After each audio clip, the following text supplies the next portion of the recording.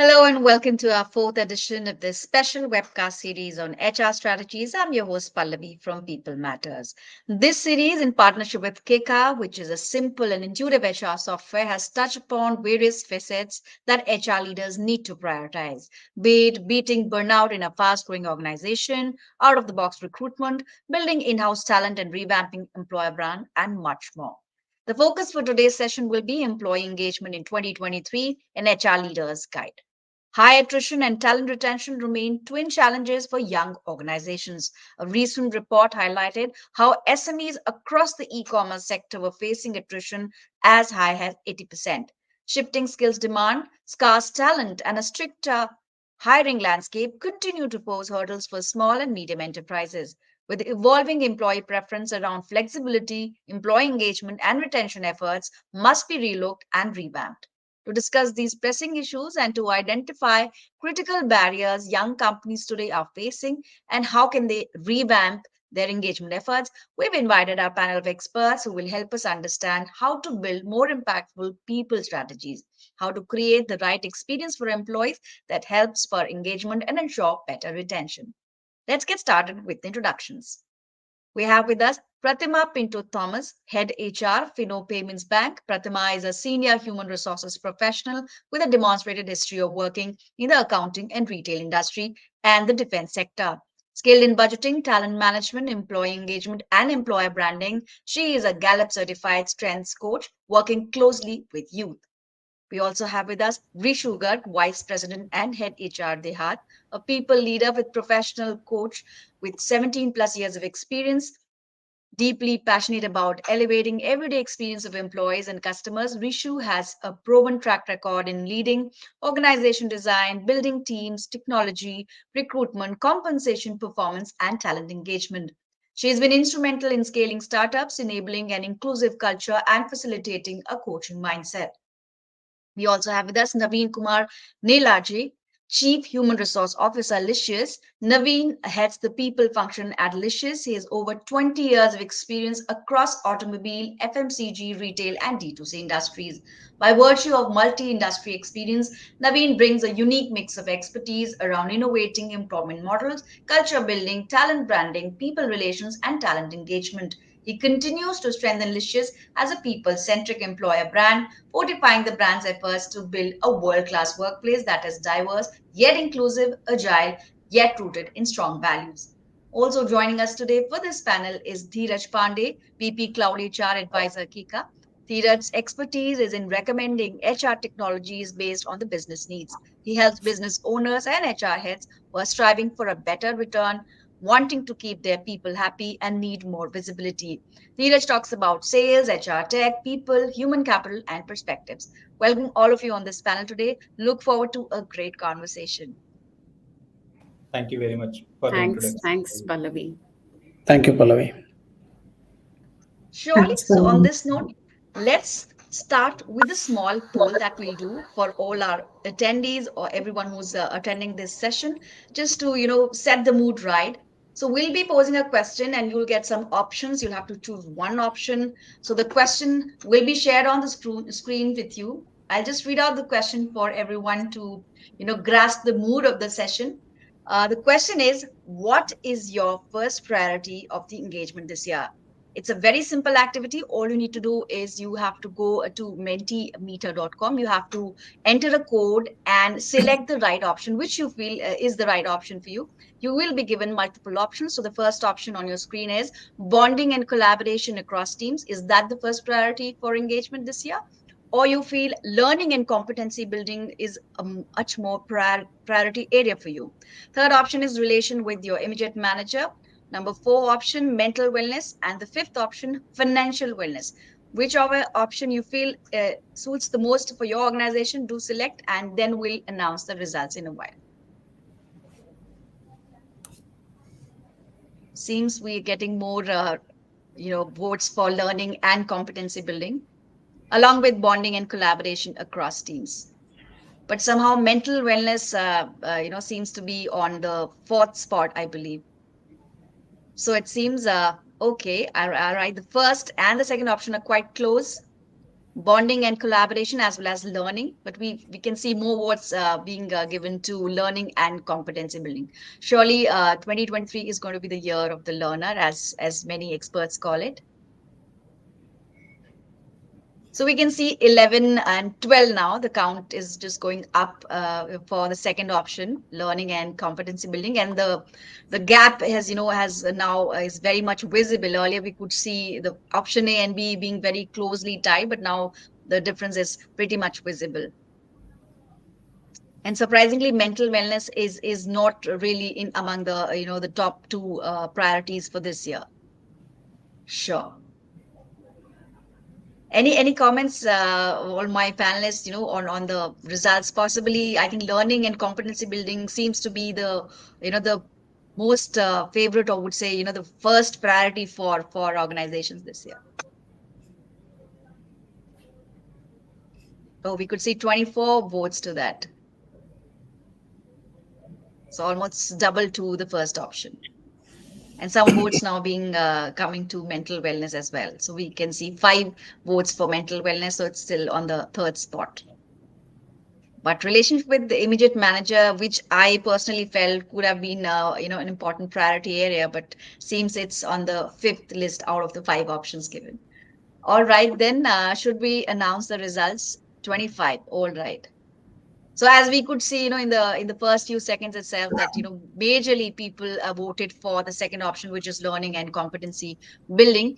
But second most priority seems still a bonding and collaboration, which has always been one of the top priority areas since we were disrupted by the pandemic. All right, moving on, let's now quickly start with our panel discussion. Really excited to host this and have all of you here to listen from you, your insights and your observations around the problems that smaller companies rather, are facing. So I'll start off with you, Pratima. My first question or your opening comment that we would like to hear from you is, according to you, what is that one top challenge which companies are facing while they're also trying to drive employee engagement in a hybrid setup?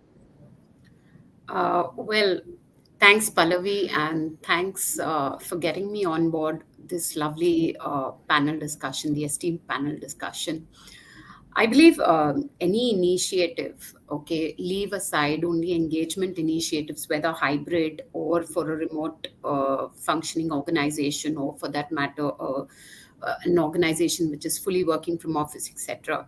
I guess any such initiative, whether to see if it is effective, etc., and whether it poses its challenges or so, what it requires is data, okay, or feedback or analytics around it, so that we know the effectiveness of such an initiative, which means that takes us to data sanctity, the feedback capturing, the real-time feedback capturing within that initiative, the will of people to input that data.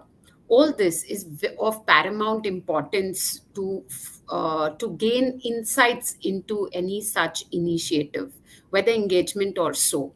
Now, when it comes to an engagement initiative, we need to realize that this touches human emotions, the human nature, which are very subjective in nature. And any experience which leads, or an experience which is derived out of such initiatives, are very subjective. And this is one of the major challenges when it comes to capturing such feedbacks.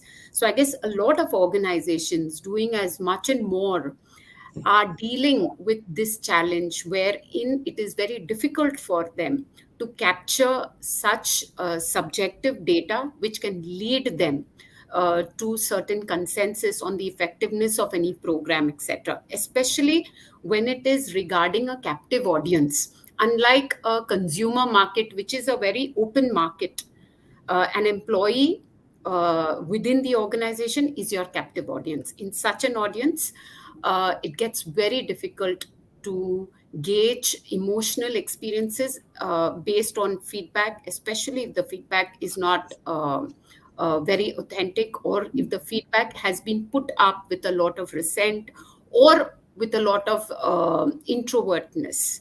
not many employees would like to put out some feedbacks that they experience out in the open on data. So these are some little challenges which I guess organizations face when it comes to engagement initiatives. Thank you for those thoughts, Pratima. And Rishu, a quick thoughts on this today.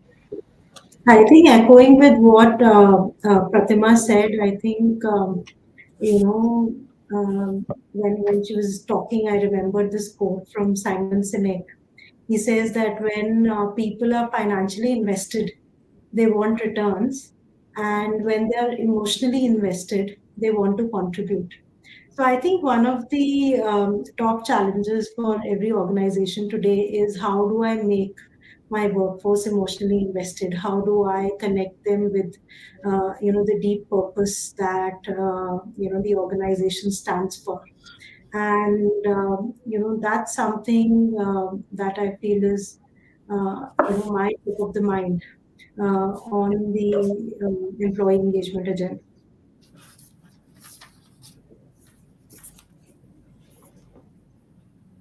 Naveen, you saw all the results that we, just saw, like people participated. Your comments on that, as well as for you, like which area you see as the biggest challenge when it comes to employee engagement. So I think I'm not surprised with the poll output. In fact, a couple of things. First of all, thank you for having me in this call. Really nice to be part of this esteemed panel, as well as talking to the audience who is who's been sort of at it in terms of driving people engagement, especially in last couple of years, which has been a very challenging phase for HR in terms of bringing all people together to continue to drive the agenda.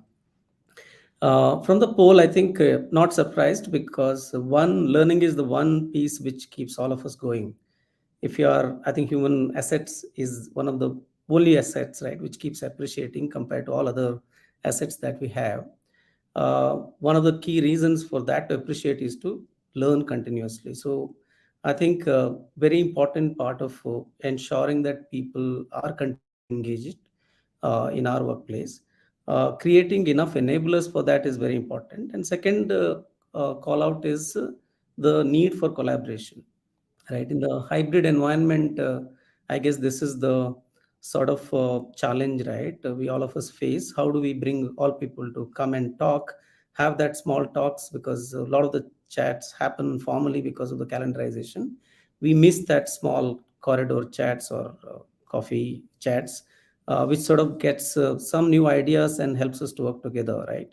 So how do we ensure that? So these are the few big challenges. I think from my perspective, if I have to share, apart from these couple of points, I guess having a clarity is so important for people to be aligned, and also to align their thoughts and efforts with the organization. Clarity in terms of what are the key objectives they are chasing, the line of sight with the organizational objective and team objective, right? Are we co-creating it? Because of virtual working, sometime co-creation is not happening, most of it perhaps happening bottom or top down. As a result, we miss the trick of engaging people around the cause for which we are working. I think Rishu did mention about the importance of for us to be purpose driven. For to be purpose driven, we all need to be co-creating that purpose, right? As a result, we all invested towards that direction. So sometimes that becomes a casualty in the process. So yeah, so collaboration, clarity, and I think one more thing, in the hybrid work environment, many organizations struggle to give clarity in terms of what is the ways of working which is expected from the organization, right? Even if you want hybrid, once in a while you need to come to the office and co-create solutions, discuss, whiteboard the solutions together. As a result, we are learning together, we are building relationship, we are invoking those emotions which are so important for us to be together and at it all the time. So these are the few challenges I feel we have faced. I think organizations have tried various methods to solve that, because there is no one size fits all approach which really works in every situation. Yeah. Well, absolutely. Thanks to you for all those thoughts. And Dheeraj, your first initial comments. uh, I will start that with an example, Pallavi. Uh, like, if you think from the employee's perspective, most of the time the conversation with their immediate managers are around, hey, these were the things that were assigned, what happened to that, right? um, Rather than going deeply, right? Because these conversation you can do once in a while. Let's say you do once in a week, or maybe if it is very critical requirement, maybe twice a week. But you still need to have the other aspects, right, on which you should be concerned, right, and you should be having care, right? Unfortunate reality is that most people are not, and they are not sensitive towards, like, what else I can do conversation with their peers, right? uh, are you really caring for the job that is assigned to that person, right? Are they competent, right? Are they building the skills, right?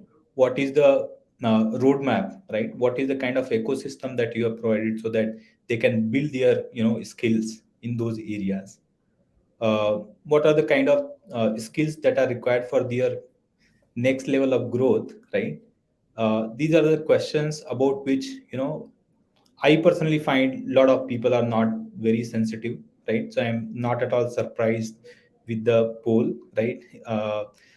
HR community is saying that please be more sensitive towards, right? We are working with the people, right?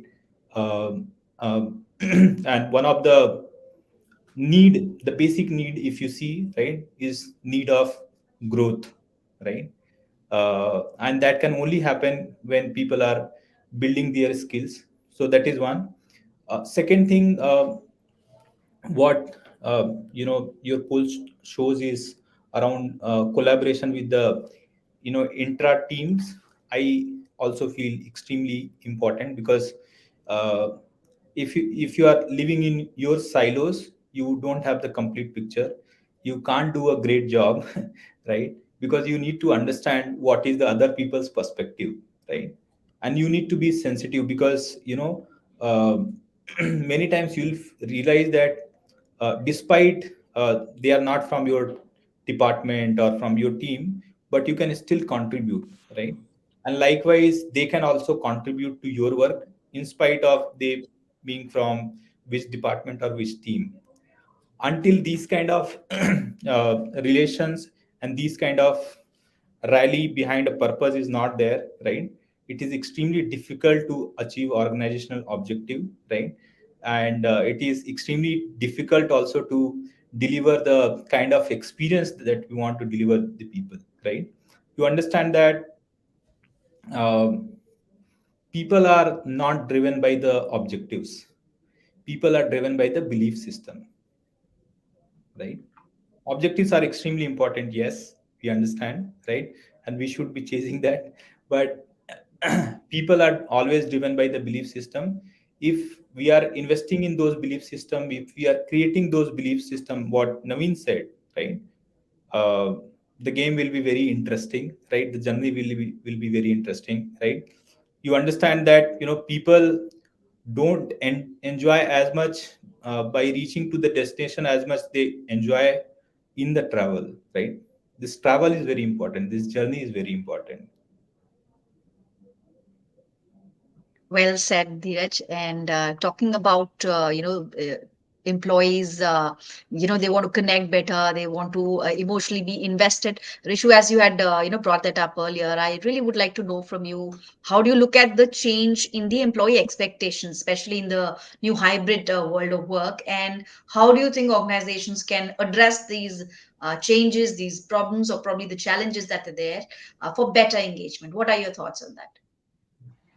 So, yes, a lot of times what I've realized is that when we talk about hybrid, we limit ourselves to, the definition of being hybrid at different locations. While, employee expectations is really, really different.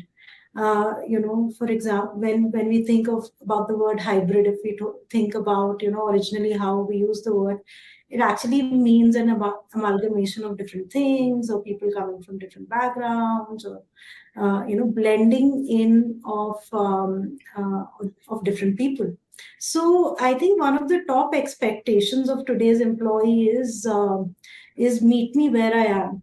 And by where is not only the location, but it also is by where is the mindset that I'm coming from, the journey, the point that I am at in the journey with the organization. So for example, let's look at the poll. There are a lot of people, let's say if this was a poll in an organization, want learning and development as their top priority. But there are some set of employees who may want collaboration and engaging with teams as their top priority. So one of the expectations for each employee is to understand them individually, understand what point of the journey they are at. There would be some employees who are stepping into new roles, whose roles are constantly evolving, and there's a high need for learning and development in that area. There are some employees who are new, who may have a great relationship with their immediate manager, but they want to know the other teams more. Right? There are some of them who've been with the organization for a long time, who've been contributing, and maybe wellness is where they is a top priority for them in the coming times. So as an organization, I think we understand that, and we are trying to personalize, therefore, the employee engagement journey and the employee engagement experience for every employee.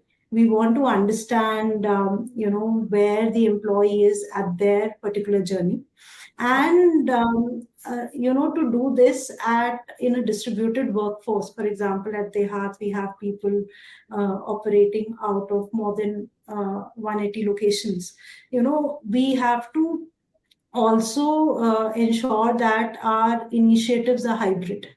We carefully decide what is it that we do physically, what is it that we do in person, and what is it that we can do virtually. We carefully decide what are the tools that we use, for driving different initiatives, and the frequency. When is it that I would reach to a particular employee, right? So I think yes. So for me, we are trying to address this need of meet me where I am by personalizing the employee experience.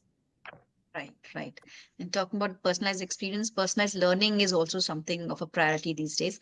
Naveen, we would also like to know from you when it comes to employee expectations, does the size of the organization matter, and to what extent? And how can organizations, or probably different organizations, look at the situation this situation? It does matter. I think the art lies in personalizing, despite being operating at a scale. I think from a people perspective, one of the expectations, right, is that okay, allow me to understand the problem statement. Do not come and prescribe me what you need to do. Allow me that particular bandwidth or the scope for me to invent to solve the problem. So tell me the problem statement, I will try and solve it for you. If you prescribe, perhaps I'll miss the fun of solving the problem. So one is definitely about having clarity about the goal, right? And not necessarily prescribing how to achieve it, so that people bring their innovation in to solve it. The second part is about uh, I am what I am, so try and understand me and my requirements rather than solutioning or throwing your solutions at me, right? In terms of my needs, my benefits.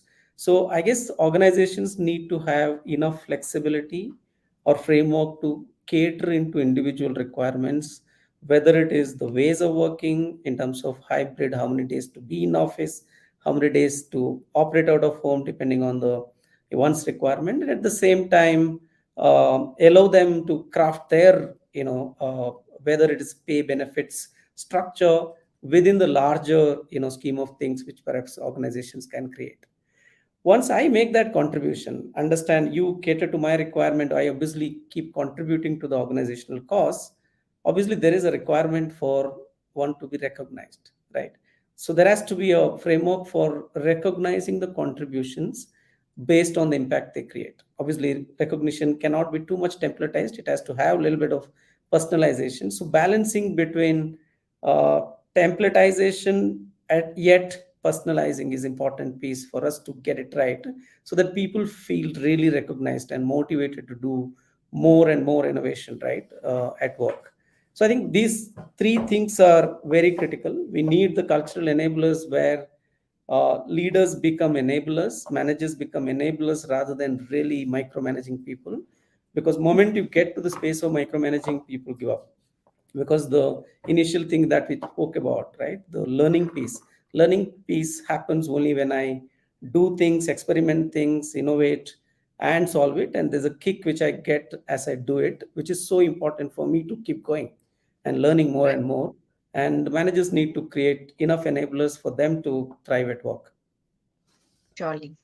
Well, on this, just to connect the dots here, we're talking of personalized journey and how to improve their journey, how to improve employee engagement. Dheeraj, from your perspective, what is the role of digital engagement tools in mapping, in predicting, and improving the overall employee engagement?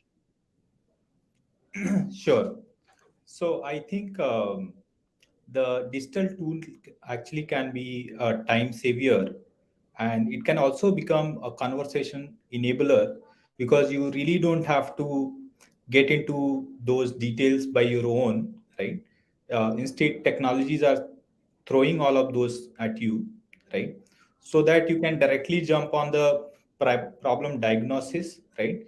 Instead of problem identification.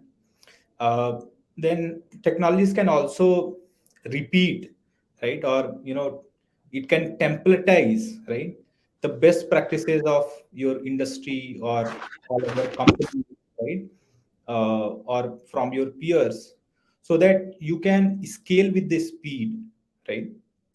uh, I'll also take some examples so that we understand these little better. For example, one of my customers have created career and growth as a help desk ticket category in their system, right? Because apart from the proactive approaches of understanding what all people are thinking about their career and growth inside the organization, right? But still, if there are certain people who are missed, or who feels that their concerns were not addressed, right, they also know that there is enough openness inside the organizations, and these tickets were reaching to the head of HRs and department head directly, right. So that is one practical example that is coming into my mind as of now. The second example that I want to take is uh, engagement is also a very very subjective matter, right? What might feel engaging to me might not feel engaging to somebody else, right? So, or they feel, very, very, strong, resistance about those engagement. So what all are those engagement needs, right? Let's say you're planning for a company wide outing, right? And if you choose a place, right, that is not good for everybody and all, right? So obviously you have to keep the purpose in the mind, but also, like, being able to tweak according to the people's preferences, right? Having those small customizations, I think these are very, very important. Now, I'll also talk about a little bit on the predictive technologies, how that helping with respect to the engagement. So something like, let's say, you have your, let's say, development team that changes job every 2 year, right? And this data is coming to you as a report, or as a predictive tech that is telling that, look, people, at least 60% people who are completing 2 years, they on and off, they look for change, right? So you can also try to understand what are the other subgroups, right, whose problems you can solve so that they are staying with you beyond 2 years, right? It can be wide variety of problem. It can be, let's say, as simple as and or as small as commute distance problem, right? Or maybe relation with the manager kind of problem, right? Or they are not able to focus at their health, right? So maybe you want a small gym at the office. So these kind of problems, maybe you can solve, and you can stay focused on solving the human problems, and you can also make yourself stay away from getting into these small details because of the technology. I think that's how tech can help.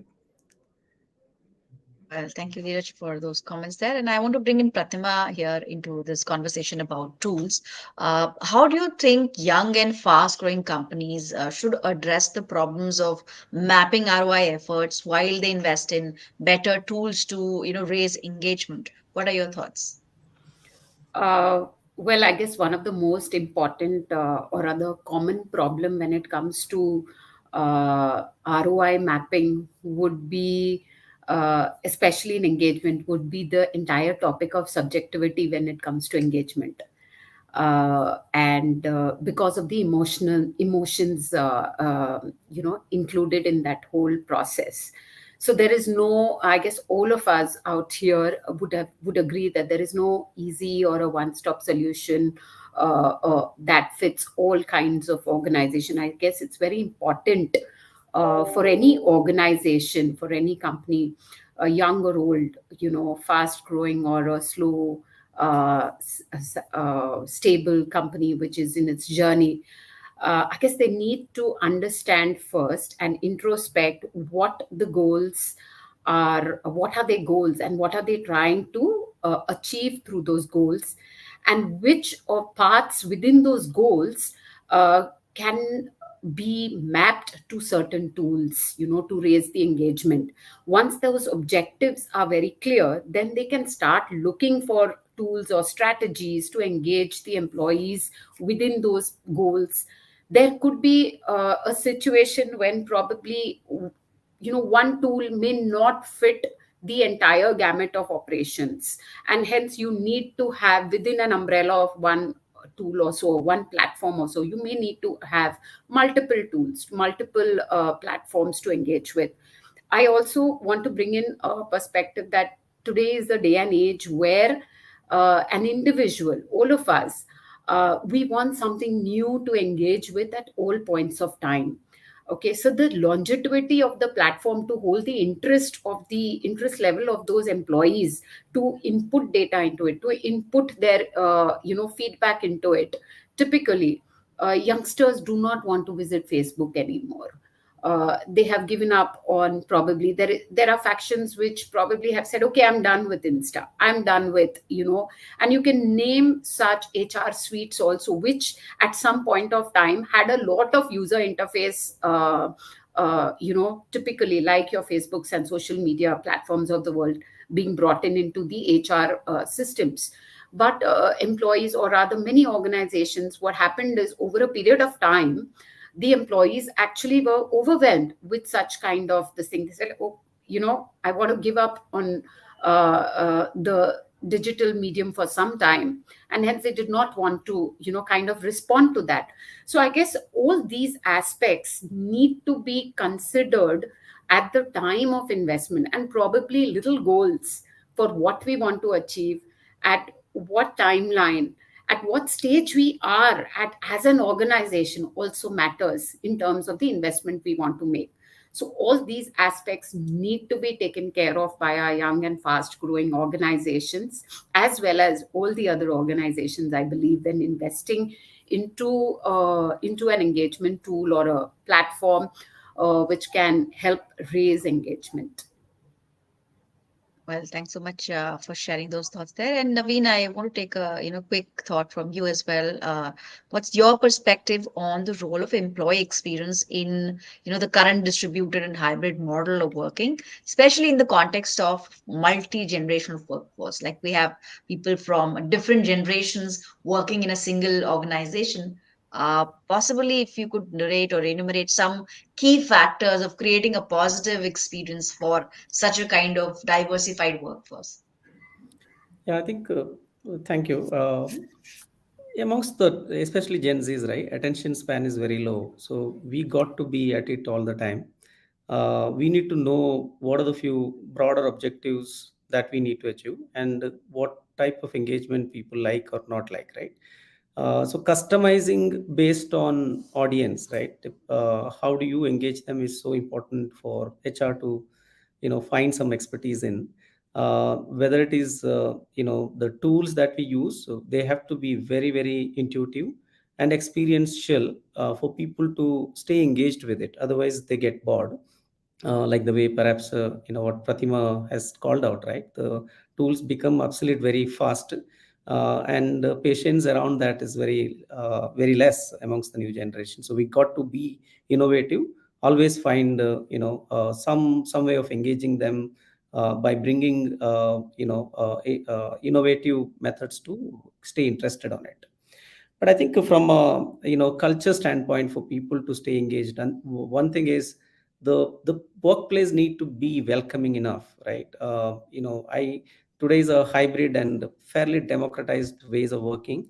So you need to create home like work environment. You need to have sufficient enabler for them to feel that this place is like home. I have friends to talk to. I have managers who are more like friends at work to guide me rather than monitor me. I have leaders, to have fun at work.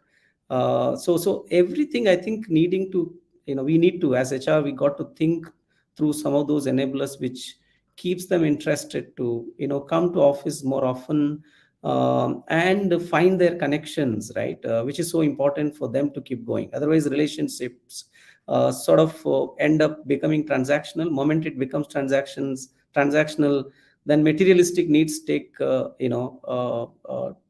meaning take priority in their mind Right. rather than building those connections, etc. So we have done most of our work around creating those emotional connect with the workplace. Asking people, obviously we have created workplace enablers around making this place more like a home rather than a workplace. Hot desks, you have a place to really have fun. At the same time, when it's work, it's really serious work. You solve problems which is never solved in this industry, so that gives you kick. But at the same time, you need that stress busters at workplace, or the cordial relationship, non-hierarchical work environment, which sort of enables you to really make use of your time well, right? And again, repeating myself, learning is so important. So obviously learning is again not prescribed learning. For people to find their being able to spend their time well on the projects which they really love doing, bring their passion to work, and at the same time have some new perspectives gathered, right, while interacting with the leaders, or maybe certain courses which can open up their mind. But they want to be in control of things, they don't want to be in control of others. So how do you create some of those enablers, yet provide flexibility for people to choose those aspects which really matter to them, is super critical for us to get it right. Sure. Rishu, any thoughts on that? Like, talk about enablers and ways of engaging the multi-generational workforce that we are talking of. No, I, absolutely in sync with what Naveen mentioned. The inherent needs for people coming from different backgrounds is very different, right? For example, the need for feedback and the need for communication is very different for a millennial as compared to, a boomer.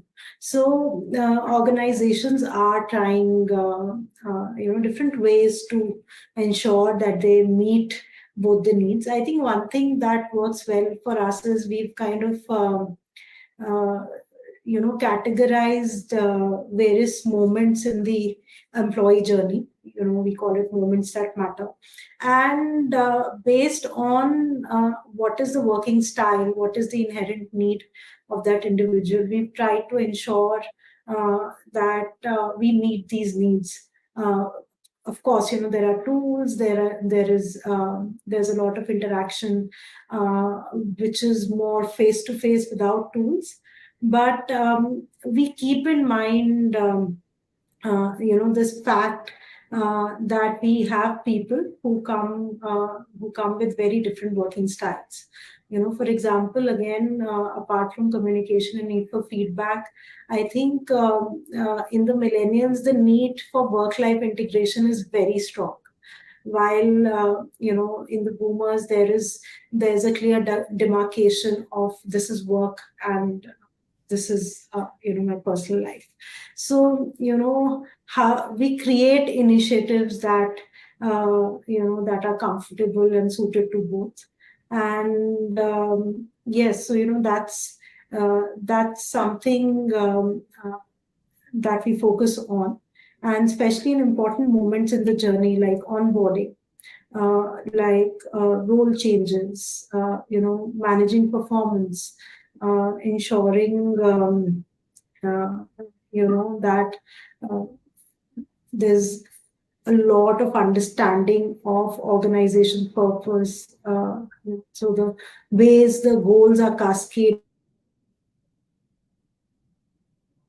and all Yeah, of so this that we the keep in employees as mind. well are in sync with the company. I think your voice is a bit jittery here, your connection maybe. So I'll quickly go back to Dheeraj. And since we're talking about the change in the workplace, the nature of workplace, today, if you look at it, Dheeraj, workplace is in a state of flux due to business disruptions and a lot of other dynamic factors. Just a quick comment. How do you see digital engagement tools providing the means for a future proof and engagement initiatives, and how can that maximize efficiency? Right. Sure. So I feel democratizing some level of decision making, right? Employees feeling that they are involved, right? And not really left behind, right? And continuous communication. And then also organizations' openness and availability for employees, right? These are the things that are going to stay. And if these basic hygienes are in place, then the processes and tech, right, both will evolve, adapt, right, and they will adapt with this, like evolve with the speed, right, because these inputs are coming. When these hygienes are in place, these inputs flow to the organization, and these inputs also flow to a lot of tech player like us, or when we are wanting to understand that what's happening into the market, those inputs are coming. Because technology all the time is just a for me is a collective acumen, right? But acumen itself, if you see, is a very very human thing, and those have to come from the humans, right? And those can't come if these basic hygienes are not in place. So and also with respect to all AI, ML, bot, right? With everything, I feel we can see very little amount of future, right? Because nobody ever predicted or ever have thought that something like COVID can come and disrupt the world like this, right? So despite we are operating, and for me it is like death sentence that I'm saying, but still I'll say that the future itself is not very much visible. That's why it is future, right? So you need that openness in you and in the organization, so that we can understand, and there is a continuous communication channel that is established. And I think if that is there, then technologies will evolve, adapt, right? The speed will come, and people will also be more like open to adapt those technologies and take that forward. Wow.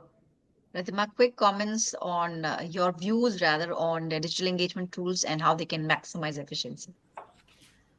Yeah. So, Pallavi, I'm not sure whether I would want any digital engagement tool to be future proof. I would rather want it to be future welcoming. Uh, while see, engagement at its core is all about connect, personal connect, and a role-based connect. And there are many digital engagement tools which can provide flexibility to deal with changes and disruptions. As long as when disruptions happen, as long as some of the aspects can be absorbed by these engagement tools, and they're not very rigid enough, I believe they would be able to meet the futuristic requirement. That rigidity aspect is what technologists, or rather developers, need to work on, where they can make it flexible, front ending, etc. And when it comes to maximizing efficiency, I believe what employees are looking for, or what organizations are looking for, is what we can pick and choose and start working on, or what can I take from this engagement tool and I can input it into my day-to-day work style, work preference, and then take it on. I guess such bite-sized experiences, if they can be managed within those digital tools, I feel efficiencies will come in. Employees will start loving the workplace and loving the digital workplace also even more. Well, thank you so much, Pratima, for those comments there. And as we're moving towards the Q&A segment, I would like to take a closing comment from all the panelists, and I'll start with you, Naveen. Looking ahead, what would be your one critical suggestion to all the young and fast-growing companies? How can they reinvent their engagement initiatives to achieve better results and also become better as an organization?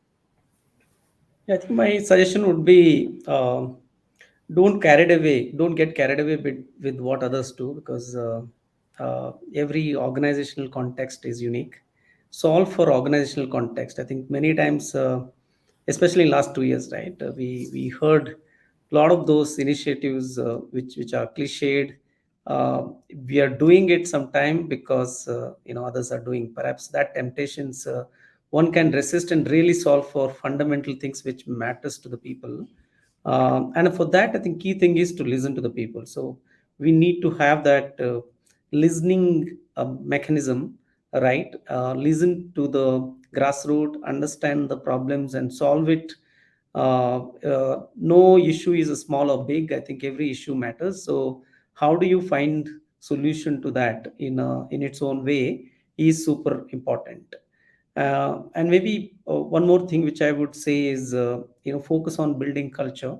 And culture is built by, one, of course, you need to get your founders leadership's alignment in terms of what we stand for.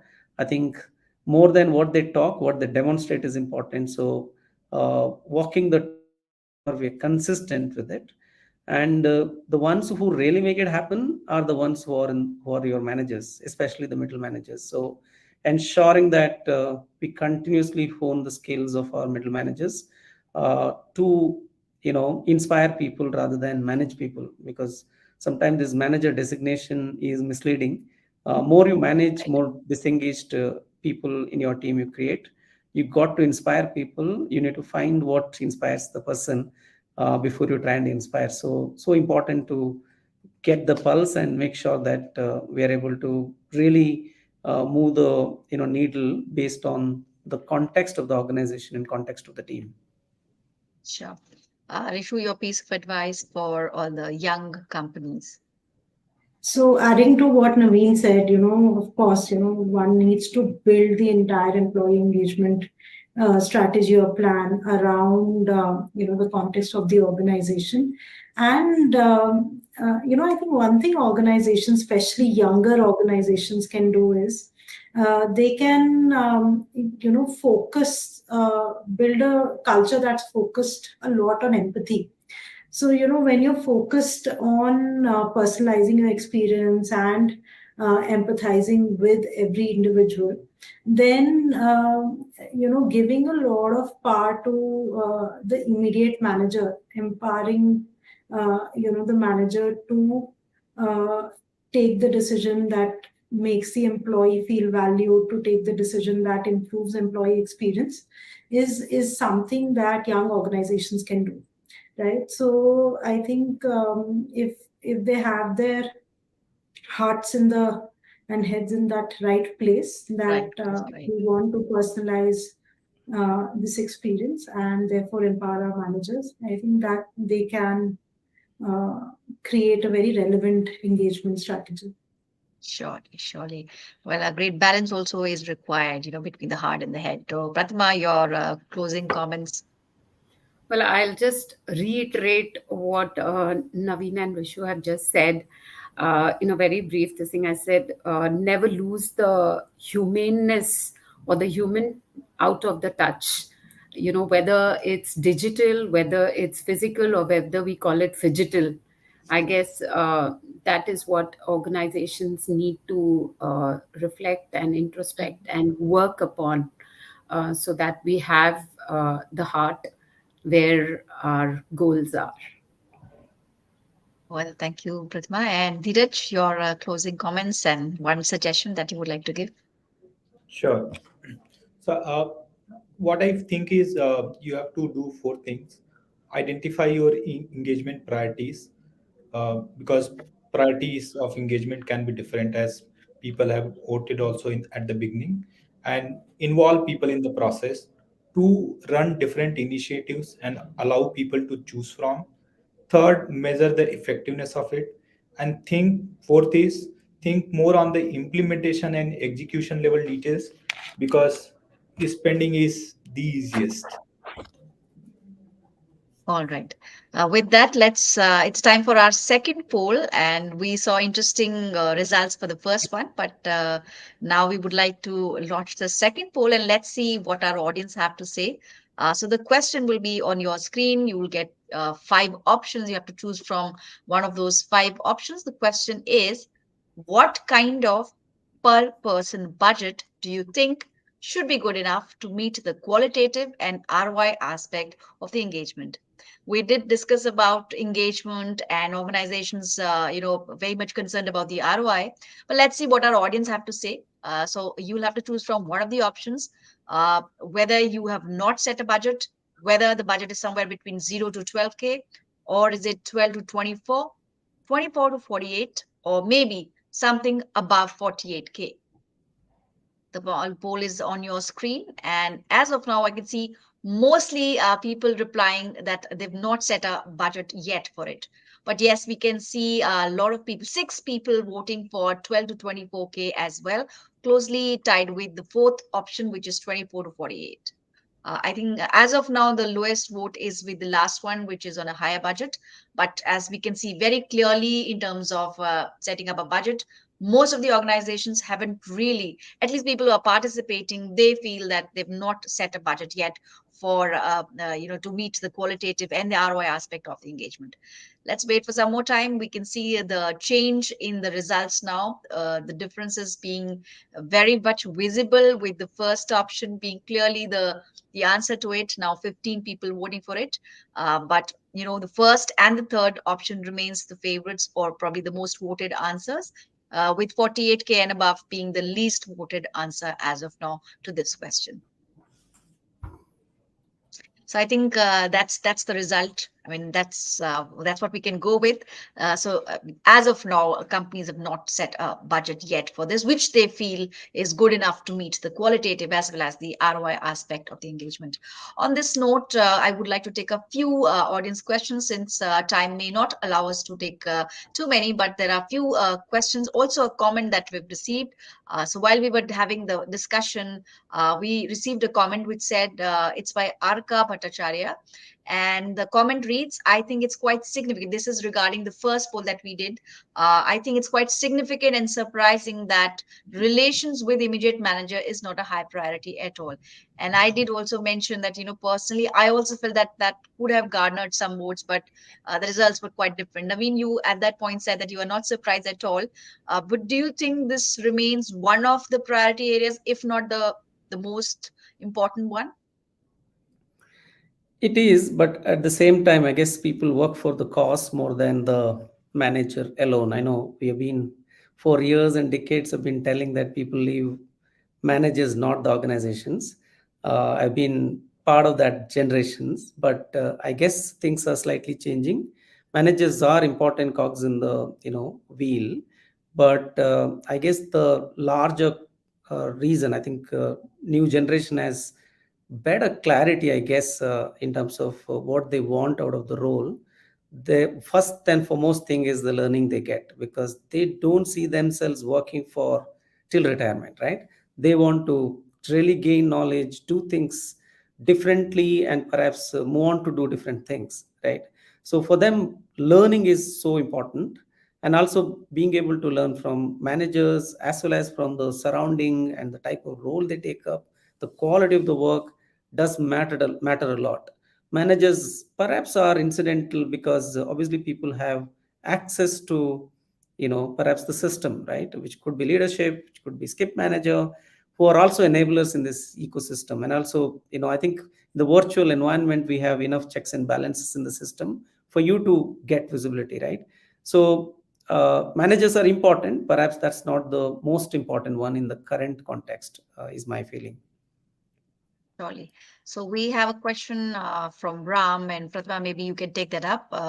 How do I identify the warning signs of attrition to address the larger problem? So, as we were talking about predicting, in this context, how would you address this? Yeah.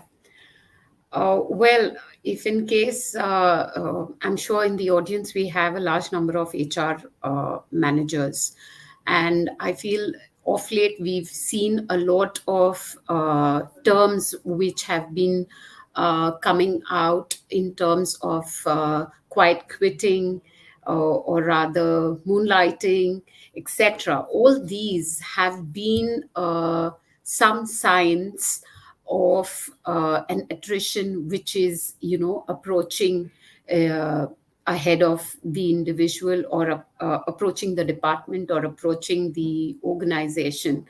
When it comes to individual warning signs which managers can probably see, one could identify some repeated patterns in terms of absenteeism, in terms of patterns of behavior when it comes to a relationship.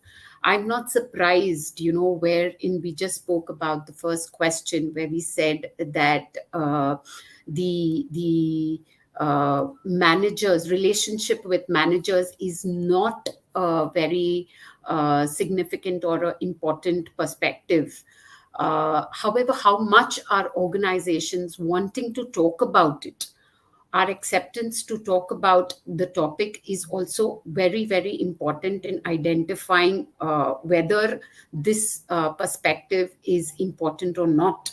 Whether we are giving opportunities for a very unbiased, or rather, where a blame game doesn't kind of hit the floor when it comes to identifying such issues. I feel such warning signs of behaviors within the place, and I feel a lot of data is there on our floor through our systems, through our day-to-day interactions, which can be captured through grapevines, through polls, through surveys, which can show out or put out such signs where which HR spokes can kind of pick up and start working upon to work towards, not letting your critical talent leave. Thank you, Pratima, for answering this question. And since we're just left with a minute or so, Dheeraj, would you like to pick up the next question? This would be the last one. Some ways to engage a complete remote workforce vis-a-vis a hybrid one. Like, what are the differences? If you could, you be quick in replying. Sure. I'll just take one small example. So, what has happened? Lots of time, in our company only, we tried training people through certain classroom sessions or digital learning. Uh, One thing that worked very well when we organized the quizzes, right?